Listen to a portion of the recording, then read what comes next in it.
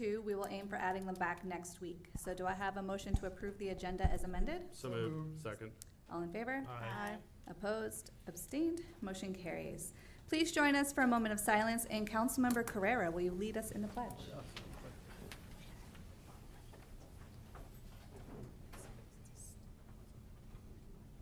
I pledge allegiance to the flag of the United States of America and to the republic for which it stands, one nation, under God, indivisible, with liberty and justice for all.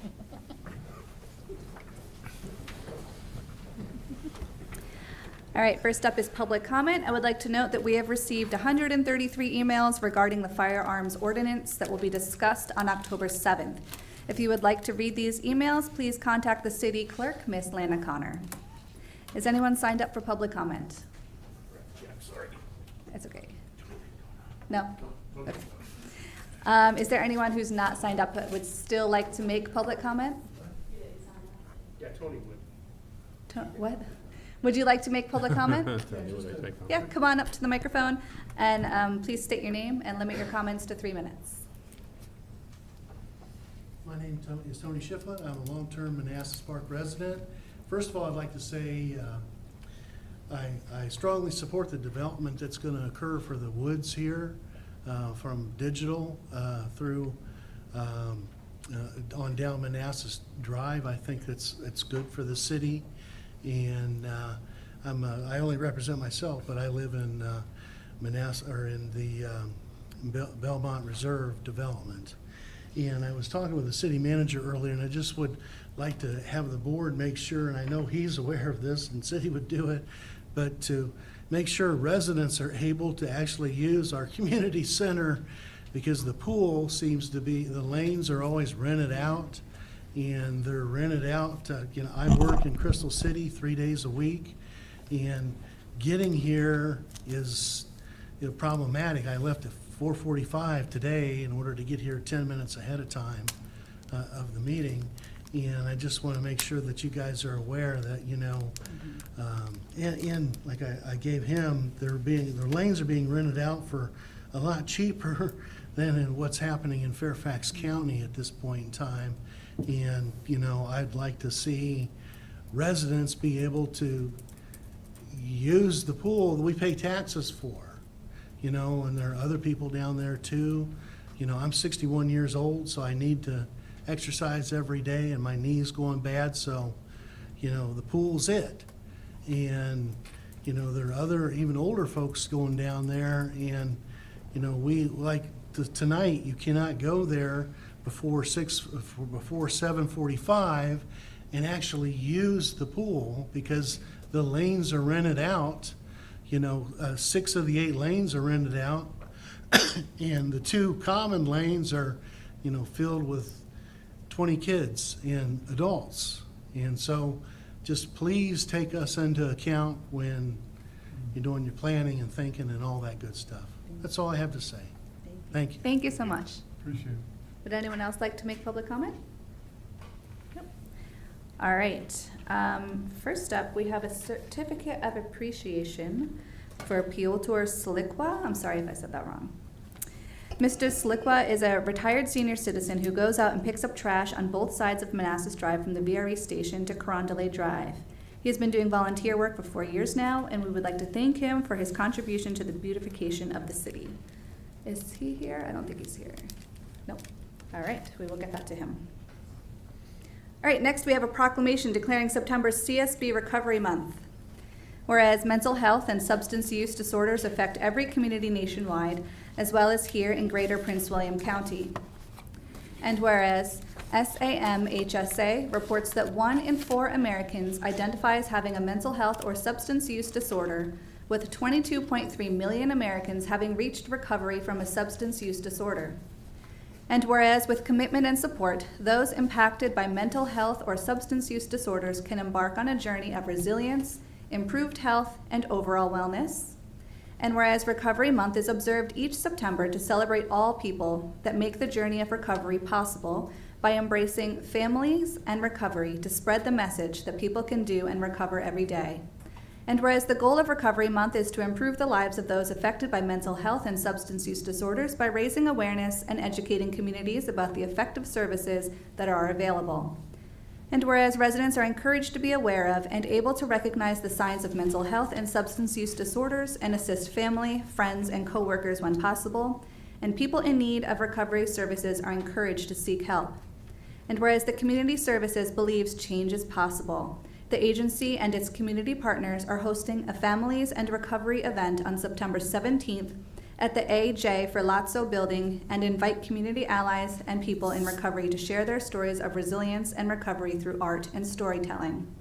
Now, therefore, I, Alana Mensing, Mayor of the City of Manassas Park, hereby recognize September 2025 as Recovery Month in the City of Manassas Park, and I call this observance to the attention of our residents. Do I have a motion? Moved. Second. All in favor? Aye. Opposed? Abstained? Motion carries. And tonight we have Linnell here to say a few words and accept the proclamation.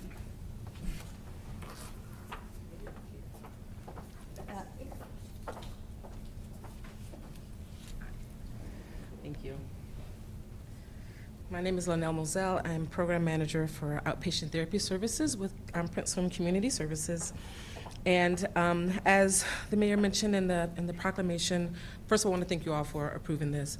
But we have the Substance Use Month is a month to try to celebrate and recognize all of the efforts that folks that are in recovery go through every day.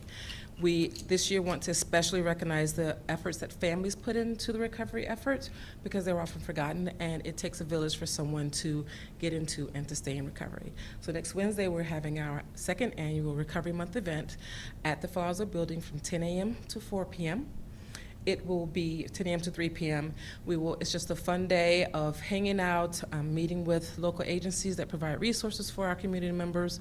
But also we have yoga, we have therapy dogs, we have auricular acupuncture, we have lunch for everyone that attends. We have 2 speakers coming as well, and one will be speaking on gambling and recovery because they're very closely tied, and we will also have free HIV testing. So it's going to be a fun day for the whole community, including clients of community services, but also all of our neighbors and family members. And thank you. And also here I have Georgia, Acting Director for Community Service, Georgia Bachman, and Division Director Sarah Wheeler, and Mike Goodrich, who's sort of a guru at the agency. Thank you all. Would you all like to come up for a picture? Yeah.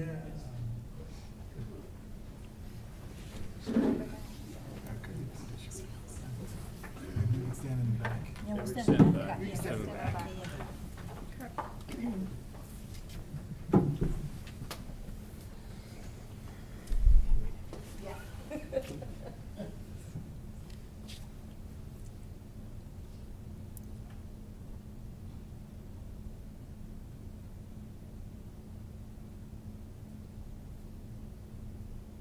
Thank you.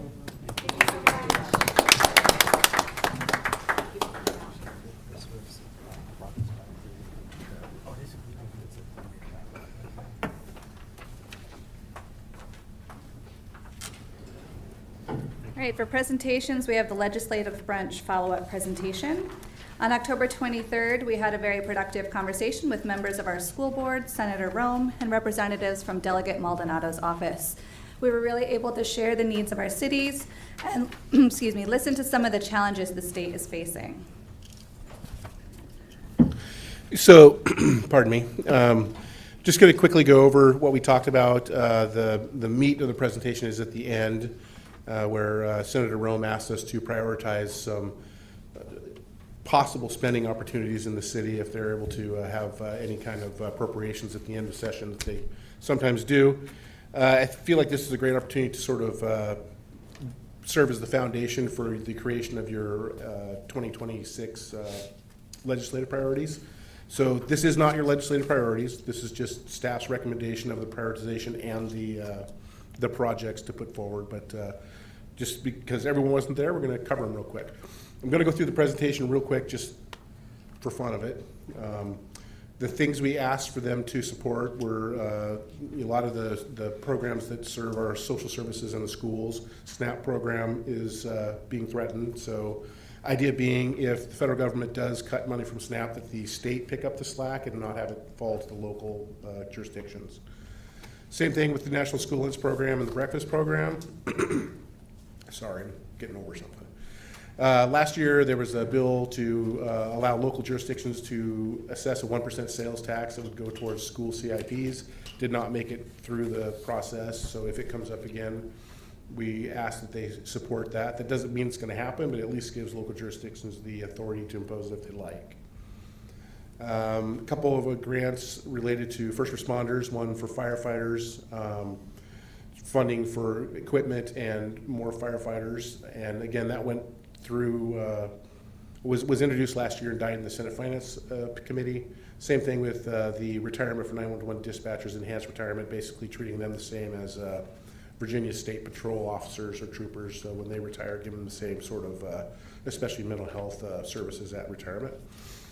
There was a bill introduced last year to redirect all red light and speed camera revenue to the Virginia Highway Safety Program. And that, we have to pay to have those cameras. Every jurisdiction has to pay those cameras. So it's a perverse incentive.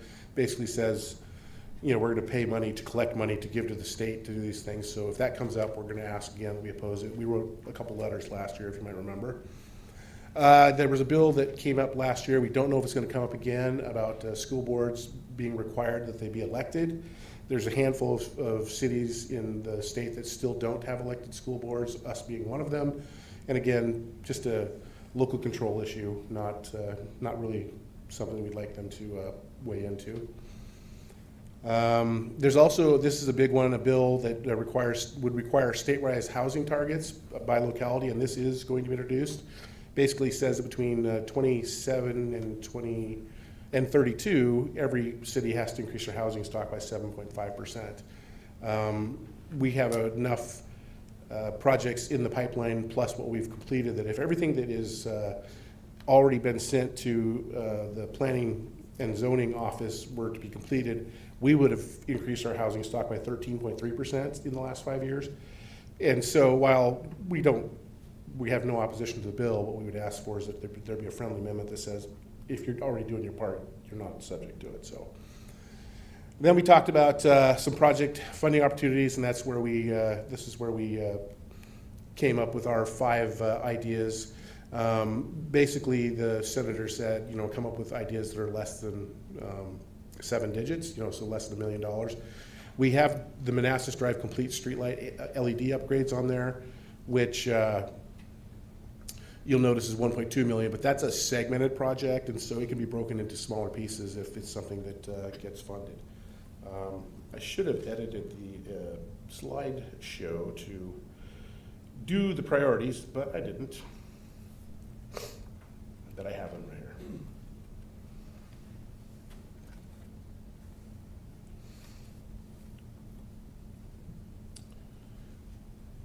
Oh, careful there. So the way staff prioritized the 5 presentations, we think that the 2 sidewalk gaps are the most important thing for us to focus on if we're able to get state money for it. Followed by the Manassas Drive streetlight LED upgrades, which again can be chunked up into smaller pieces if necessary. City gateway and wayfinding signage, this is a project that is underway. We haven't funded it yet, but if we got to the point where that kind of money was available, that's where we put number 4. And then the active transportation plan and the trail connections feasibility study. We have a number of, especially trail connections that are sort of been thought about and sort of out there in the ether that haven't really come to fruition and won't until we can apply a study to the project. So this is how staff prioritize these, not necessarily how you prioritize these, which is the important thing here, but you may also have 1, 2, or 50 other things we'd like to add to the list for the prioritization. But as far as the breakfast, the brunch went, it was great, and this was asked for by Senator Rome, and the idea of being after this meeting, unless I get vehement objection, we're going to send it to her and to Delegate Maldonado as a preliminary list of things to focus on. The reason there's a clock on this is that Delegate Maldonado submits her bill list in the middle of September. Senator Rome won't do hers till December, but we wanted to get something in Delegate Maldonado's hand before it was too late. Get in line if we have to. So I don't have anything else unless you have questions. Thank you. Comments, questions, starting down here? No, thank you for the presentation. Thank you for the presentation. The question I have, the 5 that you're suggesting there, that's what we're wanting to send down, correct? Not the initial presentation or the initial discussion? These are the 5 from this presentation, just reordered in Okay. prior to. So the presentation that was not in order, now this is what we consider 1, 2, 3, 4, 5. Okay. Yeah. Yeah, so to clear up, we're sending our funding requests now, and we'll work on our legislative Okay. agenda later on and solidify That's a that. great clarification. Thank you. Okay, good. I only have a comment. Thank you so much for keeping the streetlight LED program up there. I think it's very important. And I think I like the way it's being prioritized, so thank you so much for still continuing to pursue that. Thank you. Yeah, I would say I appreciate the presentation. I agree with Councilmember Maya that the priority list seems right to me. I do have a lot of problems with the opposition. We are suggesting we're going to oppose a requirement that districts and cities build housing. And I'm just not sure why we would do that, given the fact that, housing is in such short supply. There's lots of larger cities than ourselves. I realize Manassas is doing its part, and we're doing a great job. But there's lots of cities that aren't, and they should be called in the carpet. The reason why we have high housing is because of the supply issue, the lack of housing that's being built in Northern Virginia. So I think if the state government wants to put pressure on these communities and these counties that aren't doing their fair share of housing, then that should happen. I agree with you. We should have an amendment there saying, for those of us who are doing it, commend us, but then let's slap the hands of those who are just sitting by and not building the housing that's necessary. So again, I would not oppose the bill. I would just say maybe we should modify it or something like that. But Agreed. oppose is a very strong word. That's what we suggested when we went down to Richmond to speak to them, that We we, did. as a city, there should be some type of leeway for us, because we're already doing the work. Yeah, so maybe we could Yeah. rephrase that and maybe put it in a different category as oppose and just say amend or something like that. Yeah, I think the title bills to oppose is not fitting, because we did tell her that we would just like an amendment. Yes. Yeah. Yeah. And I put that in red. A friendly amendment would make it, but if they passed it in its current form, that would put a tremendous burden Yeah. on us because we've already Absolutely. created so much. So I would recommend opposing Yes. in its current form. But I think the message is heard, that we want to offer a friendly amendment to get it to apply to everybody else that isn't doing their part, so. Yes. And I think So Mrs. Senator Rome mentioned that at the luncheon. We actually had that discussion, and she actually said just in the current form, it wouldn't make sense for Manassas Park specifically, because we're already doing it. And if it's enforced, eventually we're gonna run out. We won't be able to meet it in future years potentially. Yeah. But we are meeting it. So it was, if we put the caveat in there, yes, it would be more acceptable. But it was a point, it was something we did discuss at length. Yeah. And I'm glad you brought that up. That's a good point that I'd like to also clarify is that in the future, and I realize that, our delegate and our senator have something to say about this, but when we're officially on recess, we shouldn't have official meetings.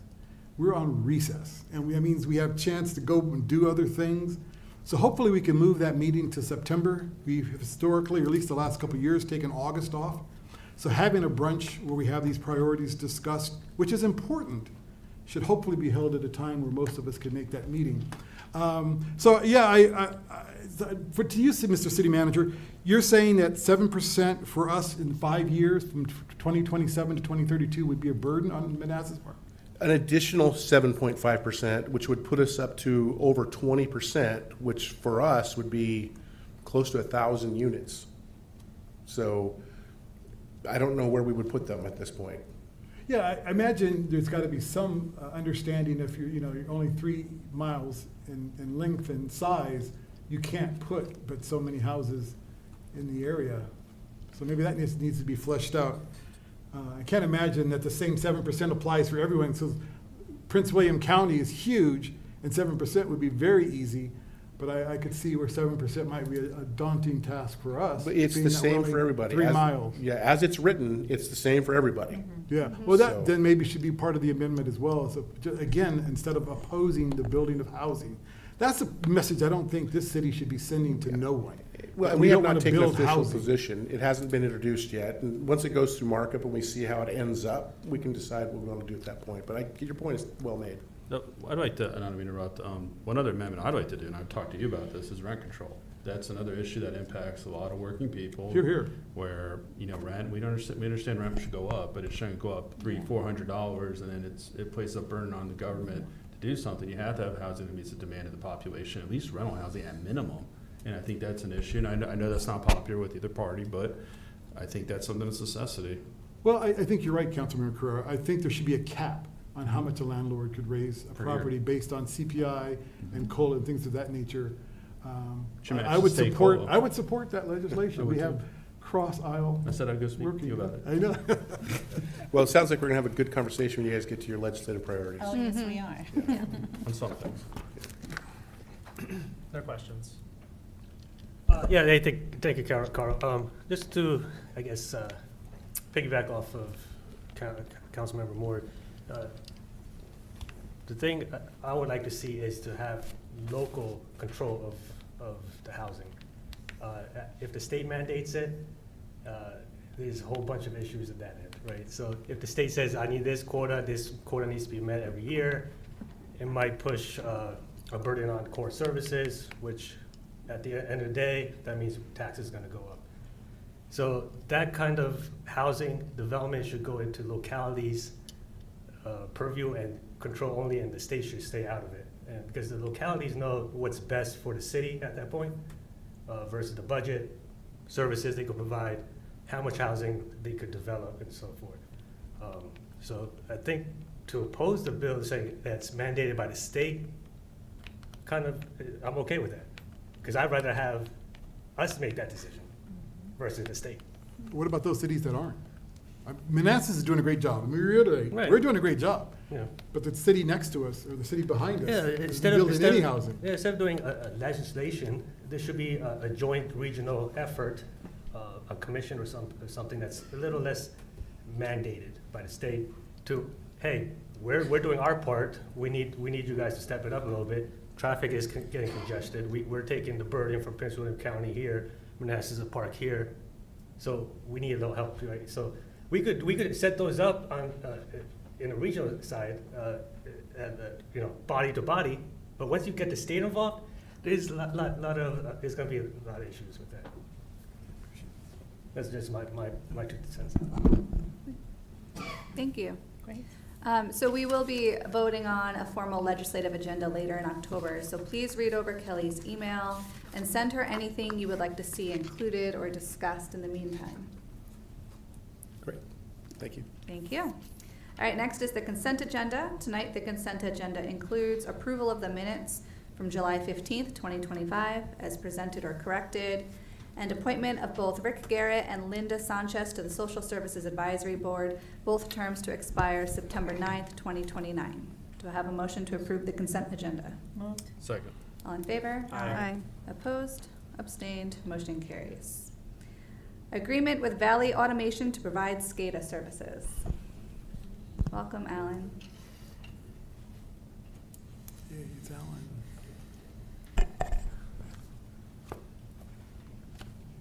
Good evening. Thank you, Mayor Ensing and members of the governing body.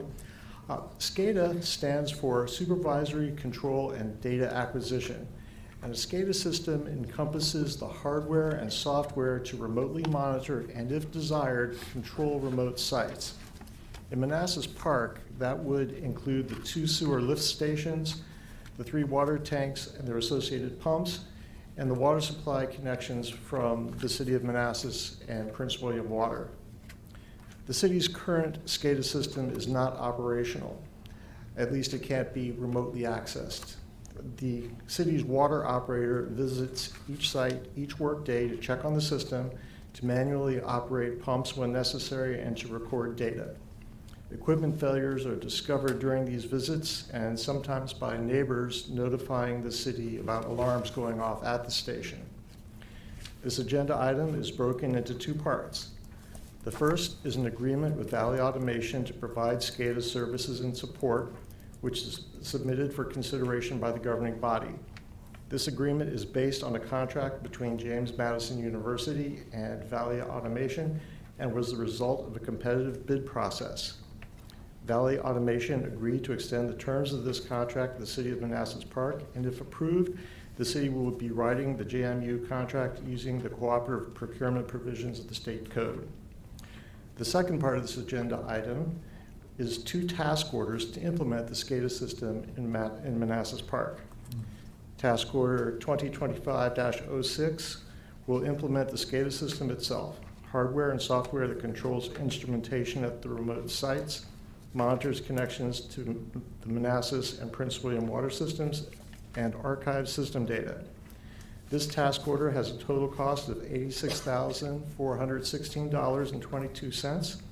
We recommend a 10% contingency of $8,641.62 for a total not to exceed $95,657.84. Task Order 2025-06, I'm sorry, that's 07, includes upgrades to the programmable logic controllers at the individual sites, remote terminal units at locations that are only to be monitored, and antennas and related hardware for cellular communications. This task order has a total cost of $195,490.27. We recommend a 10% contingency of $19,549.03 for a total not to exceed $215,039.30. These two task orders together with contingency total $310,697.14. The recommendations in the agenda item are that the governing body approves and authorizes the city manager to sign an agreement with Valley Automation to provide SCADA services to the city of Manassas Park, subject to review by the city attorney. The second is that the governing body approves and authorizes the city manager to assign the two task orders for a total not to exceed $310,697.14. Whew. You made it. Are there any questions? Comments, questions? We'll start down to my right. No, thank you. So if I'm reading this correctly, the amount spent so far was just under $4,400, or $4,400. The requested amount is $310,000. The amount budgeted was $500,000. So That's correct. So if we approve this, there's no other additional expenses. We're actually saving a little bit of money versus what's being budgeted, or is there future expenses that we haven't talked about yet? Well, there's two things. In the proposals, they point out that they may need to provide access for the antennas through the vault itself. So there might be some costs associated with that. I'm sure the contingency would cover it. The other is that there would be a long-term cost for the cellular communications, but that would be an operational cost, not a capital cost. Okay. Great, thank you. Great presentation. I just had one question and concern, not concern, but just curious. How much would it cost to bring our system up to where we could communicate? Because we've talked about this before. So what's the cost difference between the contract and what it would cost to take our equipment and make it more up to date so that it communicates like other SCADA systems? I think that's what this does. We're upgrading the equipment and. But it's so it's a contract, so it's a lifelong contract, or is it a term? Oh, this to it, or- is a 3-year license. Calvin? Good evening, I'm Calvin Odell, the Director of Community Development. The SCADA system that's currently installed was installed by a company called TransDigm back from, I think they finally got to work 2012. TransDigm has since gone out of business and their system was proprietary, at least the front end portion of the system. So what we have is a Linux server sitting down at Public Works that acts as a giant paperweight. We have no front end to communicate with it. The communications, the radios were what was prescribed by the project engineer never did function. Staff went out on their own and proved that we could achieve functionality by installing a different series of radios. Unfortunately, IT was not able to support those, so as those radios have aged, we have not been able to replace those radios, so we've lost communication via radio signal. What this does is restore signal communication through cellular network, something more reliable and modern, and also looks at the existing controllers, updates those controllers as necessary, and gets us back on our feet with a non-proprietary system that plenty of people are still servicing. Thank you, Calvin. Very thorough, Calvin. yet again. Yessie? No question. No questions. No questions. Thank you for the presentation. Thank you. So, the first staff recommendation is that the governing body approves and authorizes the city manager to sign an agreement with Valley Automation to provide SCADA services to the city of Manassas Park, subject to city attorney review. So move. Second. All in favor? Aye. Opposed? Abstained? Motion carries. Next is that the governing body approves and authorizes the city manager to sign task order 2025-06 to implement an upgraded SCADA system for the city of Manassas Park in an amount not to exceed $86,416.22, along with a contingency of $8,641.62 for a total not to exceed $95,057.84. Moved. Oh, hold on. Sorry. And authorizes the city manager to sign task order 2025-07 to install telemetry, PLC upgrades, and installation of RTUs in an amount not to exceed $195,490.27, along with a contingency of $19,549.03 for a total not to exceed $215,039.30, subject to review by the city attorney. Moved. Second. All in favor? Aye. Opposed? Abstained? Motion carries. Right, we now have FY '27 Community Services Performance Contract.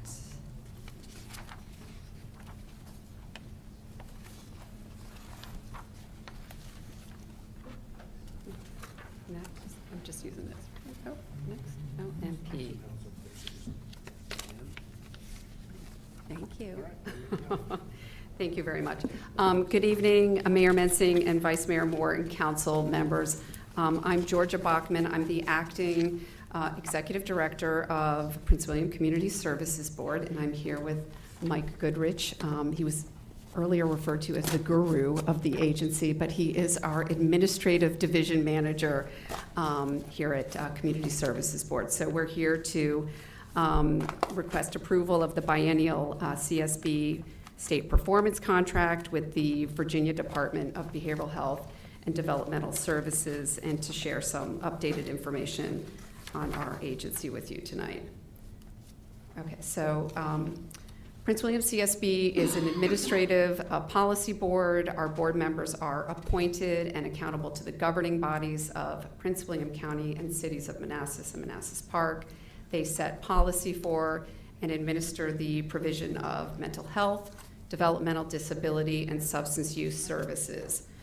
We do have 7 operating clinical divisions within the CSB, and they are listed here. These services span the life cycle, and they also span levels of care based on individual need. Here are an overview, not all-inclusive, of the services that we provide at the CSB. Wanted to highlight a few of them for you here tonight. One of them is our Medicaid-assisted treatment program, which some of you may be aware, but we've expanded within the last year these services through our Opioid Abatement Authority funding. And we just recently received a coveted OBAT designation. OBAT is Office-Based Addiction Treatment, and through the Department of Medical Assistance Services.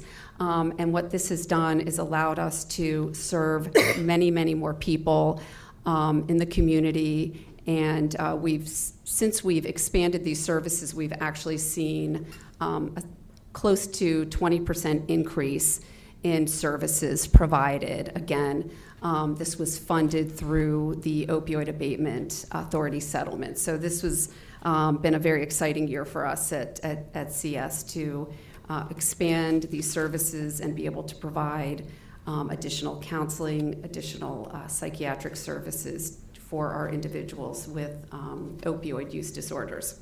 I also wanted to highlight under our co-responder and engagement, we do have an engagement and outreach team. And I wanted to mention this because it's a small but often unknown service that we provide within our emergency services. Any citizen is able to call this engagement team and say, I have a a neighbor, a friend, a family member that I'm concerned about. I can't get them to go into services. Could someone come out and just take a look at them? And they are, they have wonderful engagement skills. They go in with a very gentle manner, and they just do some outreach and assessment. And that's also just been something that we continue to see more and more people through that service. And like I said, it's a service that's not well known about, but I always like to share it when I'm sort of out in community events so that people are aware that they can call upon them. And I also wanted to talk a little bit about our wellness and prevention program. This is another team that serves everyone in the community. They are out there night and day, 7 days a week, doing suicide prevention, gambling education, mental health first aid, Revive trainings, tobacco and vaping education. It's for all citizens. Anyone can call upon them and ask to come out to a community group, a construction worker group called upon them at one point, and they went out at 6 in the morning in the back of a flatbed and just talked about suicide prevention, and had many people approach them later. How can I get help for my friend, my family member? So it's a great service, and I just wanted to make sure that everyone is aware of that. Let's see. So the performance contract is the primary accountability and funding mechanism between the Virginia Department of Behavioral Health and individual community services boards. It outlines the scope of services, the resources, our responsibilities, their responsibilities, and subcontracting and various terms and conditions. Each CSB does submit a unique Exhibit A, even though the document is standard from one CSB to another. The Exhibit A is separated into 2 sections, of fiscal and services. The financial section requires each CSB to identify the funding sources for each disability area, and DBHDS provides funding based on formulas when funding notices are provided. And then the services section requires each CSB to project service capacities, individuals served, and identify core service costs. DBHDS uses the information when presenting data to the governor or General Assembly. We submit a mid-year and end-of-year report, and they do request additional information from us if our actual services end up differing from our projected services by 25% or more. We have until September 30th to obtain local legislative body approval. Prince William CSB seeks approval from the Prince William Board of County Supervisors, City of Manassas Park, and City of Manassas. The contract period covers 2 years, but the contract is renewed annually. The locality requirements are the state code. Every county or city shall establish a CSB by itself or in any combination with other cities and counties. And the City of Manassas Park actually, until tonight, did not have a member appointed to the CSB, but I'm excited to have the newly appointed board member join us, hopefully this month? I think we're going to vote on that next week. Next week, Yeah, okay, we all didn't right. vote on that yet. Gotcha, perfect, thank you so much. And in terms of service funding for City of Manassas Park, the contribution for CSB operations in FY25 was $1,196,120, and for FY26 is budgeted at $1,234,779. The contribution amount for CSB services is determined through the shared services allocation process that's led by the Prince William County Finance Department. And in FY25, 178 individuals from City of Manassas Park received CSB services, and 197 individuals were served in FY 2024. And again, that's kind of people who are officially enrolled in our services. It does not mean that we haven't touched other members of the community. Is that it? Okay. And the last thing I did just want to mention before we take any questions or close, hopefully everyone is aware that we are opening our CRC complex in October. We are super excited. As you all know, this is a state-of-the-art facility that is truly going to transform crisis services for our community members. By offering immediate help for persons in crisis. And it's based on the national best practice model, Crisis Now, which offers someone to call, someone to respond, and then somewhere to go. So we finally have the somewhere to go piece here. This is truly a unique facility. What makes it particularly special, not only the fact that we'll have the 16 youth chairs and youth beds, as well as the 16 adult observation chairs and beds, but we will also be bringing into the complex community services programming. So it will truly be a one-stop shopping for individuals who, once they go through the crisis receiving center, they will be able to walk out one door, walk into another door, and there will be peer recovery services, our same-day access. They'll be able to get an appointment immediately for an intake for services. We will have an entire array of services available for them right there in the same building, and I don't think there's a model like that in the state that I'm aware of. So we're very excited to be offering that for our community members. So thank you very much. Okay, thank you so much. What an informative presentation, and thank you for being here tonight. Sure, thank you. We'll start with comments, questions to the left. Just thank you for all the work that you do, and thank you for the presentation. Thank you for the presentation, everything you do, and Mike Goodrich, Far From Arlington Economic Development. Remember, it's like 15 years ago we met, so, yeah, thank you. Just a comment, thank you for the presentation, and I'm happy that we're having that complex available now. Hopefully we can get a tour and get to see it. Yeah. Yeah. Come on October 9th. That is actually when we're offering community tours. And it will be probably the only time that you'd be able to see the crisis receiving center in sort of its, before it's operating, basically. So kind of that full walkthrough, because once it's open to clients, it will be very, very difficult to I'd definitely be limit it. interested. Yeah. Yeah. So that's the day. So spread the word, right? Send us an invite. Yeah, could you send us more information about that? Yes, definitely. Thanks. Comments, questions? Yeah, thank you for the presentation, excellent presentation. Only question I have is, can you describe to me how you interact with our Department of Social Services? Because one of the concerns, I see that we've served 179. I believe that number should be doubled in our community. So how is the outreach made between our Department of Social Services and the services that the county provide?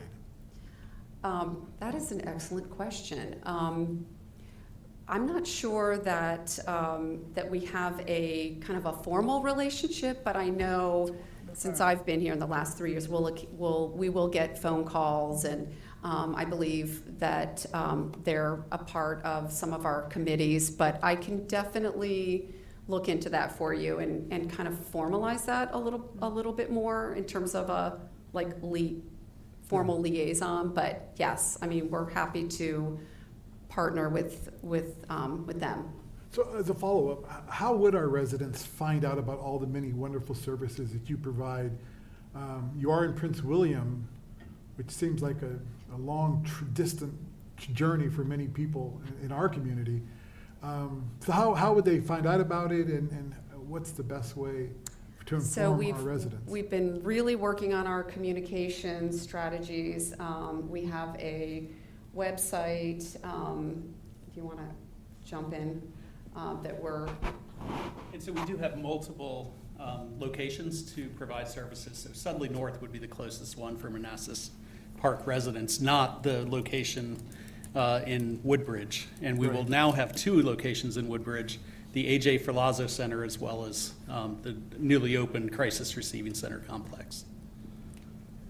And your materials on the internet, are they in Spanish as well? They are not at this time. Oh. Yeah. Are you planning We're on working on making some that, though. adjustments I to know that? Yeah, it's that's a a- county initiative that too. is- We'll yeah, have to fold absolutely. ourselves into. Okay, well, I Yes. appreciate that. Thank you. Sure. Thank you, thank you. Yeah, I was going over you answered my question for that. But thank you for the presentation, and I mean, it's, you know, our social responsibility to not only invest money, but time in coming up with these services for our community. So, thank you. Thank you very much. Staff recommendation is that the governing body authorizes the Prince William County Community Services Executive Director or her designee to sign the fiscal year 2026 and fiscal year 2027 Community Services Performance Contract with the Virginia Department of Behavioral Health and Development Services. Moved. Second. All in favor? Aye. Opposed? Abstained? Motion carries. Thank you for coming out. Thank you. Next is our resolution authorizing revenue sharing with VDOT on the Euclid Ave Owens Drive rebuild project. Welcome back, Calvin. Good evening, Mayor Mensing, Vice Mayor Moore, members of council, residents, staff, and guests. I'm Calvin Odell, the Director of Community Development. The first item before you tonight is as a part of the biennial odd year funding application process through VDOT, they include their revenue sharing program. That's a program that the city has utilized quite frequently in the past to help fund our transportation projects and transportation improvements. In 2023, we applied for the Euclid at Owens concrete intersection. We've had quite a bit of problem with buckling asphalt due to the size of vehicles coming in and stopping short at Owens and rutting the pavement, buckling the pavement. And it's probably time that we look at a more sturdy, longer lasting option there so that we can stop spending so much time and effort in patching the asphalt.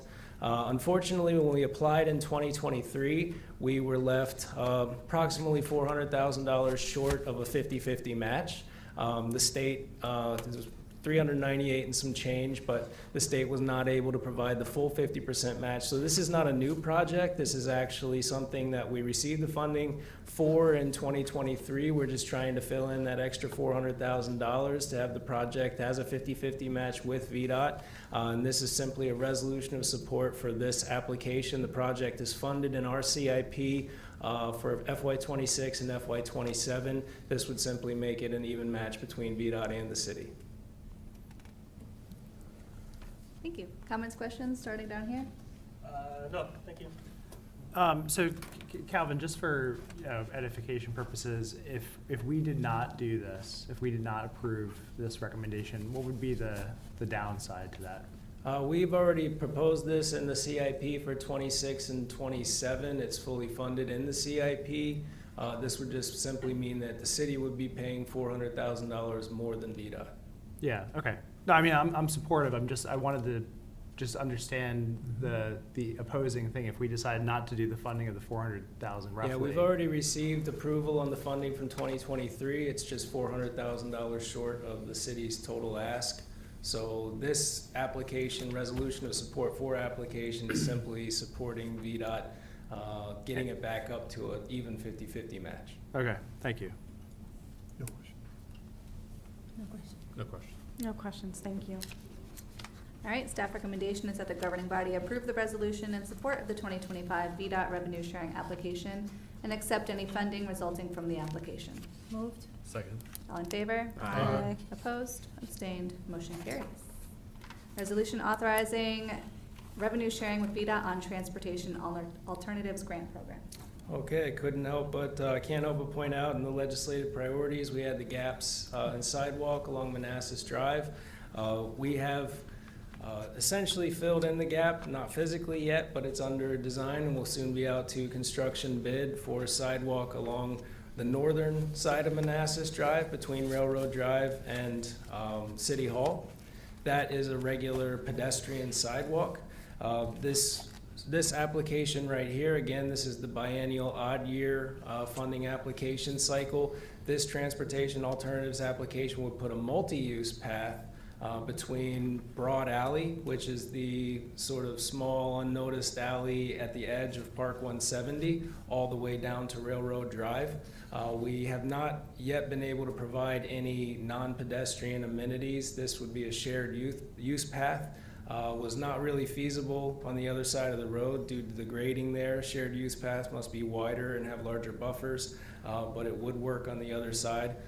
So this application this resolution would be supporting an application to design shared use path, install shared use path from Broad Alley down to Railroad Drive on the southern side of Manassas Drive.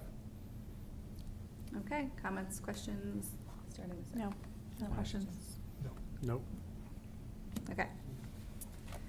Staff recommendation is that the governing body approve the resolution in support of the 2025 VDOT Transportation Alternatives application and accept any funding resulting from the applications. Moved. Second. All in favor? Aye. Opposed? Abstained? Motion carries. Thank you. Thank you, Calvin. We have arrived at our second public comment time. Is there anyone who would like to make public comment? Okay. City manager reports.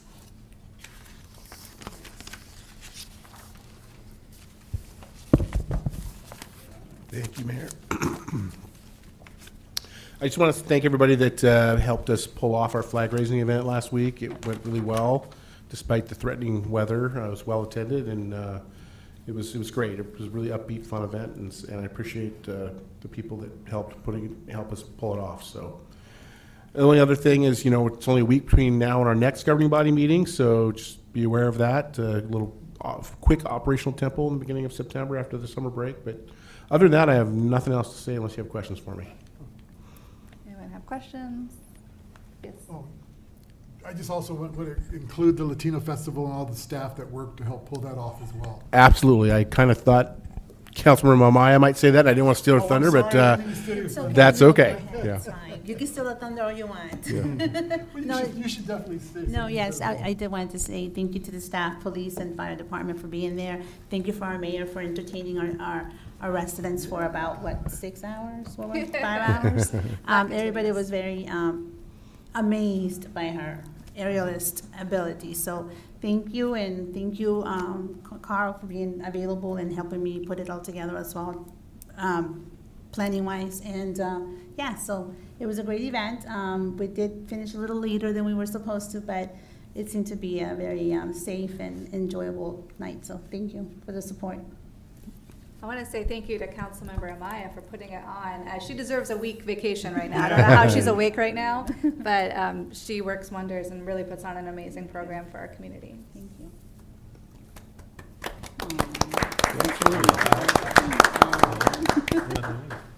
Anyone else have anything else? No, Just jump thank in. you. No? All right, cool. So we are going into closed meeting.